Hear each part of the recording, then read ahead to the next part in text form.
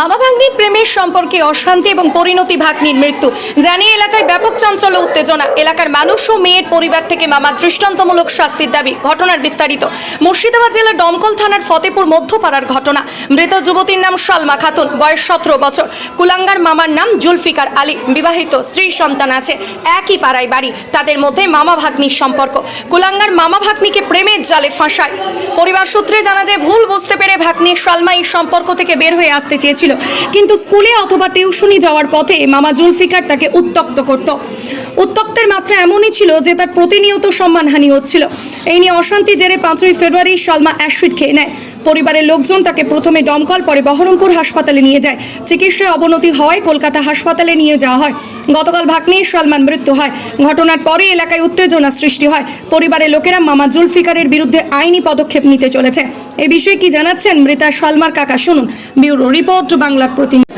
একটু জোরে বলেন। মেয়ে এবং ছেলে এরা উভয়ের সম্পর্কে মামা ভাগ্নি, খেলার কিচ্ছু নেই এখানে। হ্যাঁ, তারপরে বাড়ি একই জায়গায় বাড়ি। হ্যাঁ, এই মেয়েটার দিনের পর দিন টর্চারিং, একের পর এক টর্চারিং। মেয়েটার বিয়ে শাদী আসলে বিয়ে শাদী ভেঙে দেওয়া হয় এবং বিয়ে একদিনকের জন্য বিয়ে একটা দেওয়া হয়ে যাবে, সে ভাতও ছাড়িয়ে দিয়েছে এই ছেলের দৌলতে পড়ে। তারপরে বিগত 5 তারিখে বিশাল ঝামেলা, আমার ভাইয়ের বাড়িতে ঝামেলাটা হয়।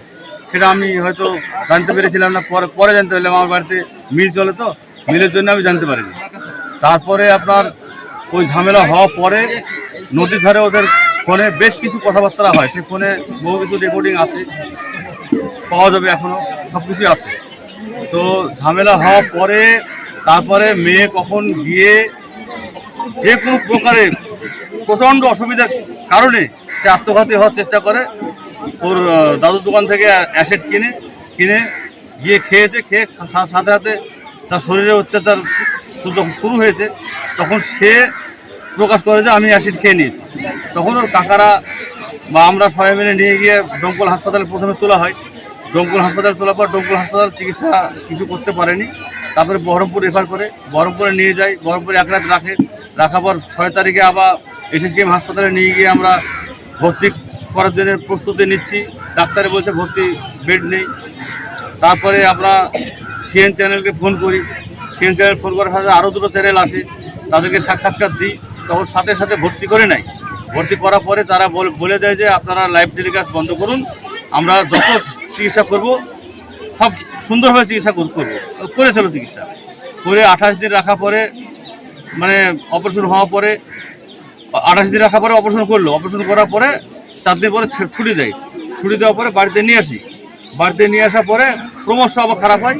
তখন আবার SSKM নিয়ে গিয়ে কালকে ভোর 5টার সময় ভর্তি করি। ভর্তি করার পর 7টার সময় মারা যায়। যে মারা গেছে ওর নাম কি? ওটা সালমা খাতুন। সালমা খাতুন। আর যে ইপিজিং করতো বা উত্তেজনা, ওনার নাম হয় জুলফিকার শেখ। এটা কতদিন থেকে চলছে? এটা কতদিন থেকে চলছে প্রকাশ হয়েছিল না, তবে মেয়ের মুখ থেকে যা জবানবন্দি পেয়েছি, মেয়ে যা দিয়ে গেছে ফুটেজ এবং আপনার সব কিছু দেওয়ার পরে তাতে 2 বছর ক্রস করে গেছে। তো এর মধ্যে আপনারা প্রতিবেশী হিসাবে বা আত্মীয় হিসাবে কিছু বলেননি ওদের? আমরা জানতে পারিনি, না জানার কারণে।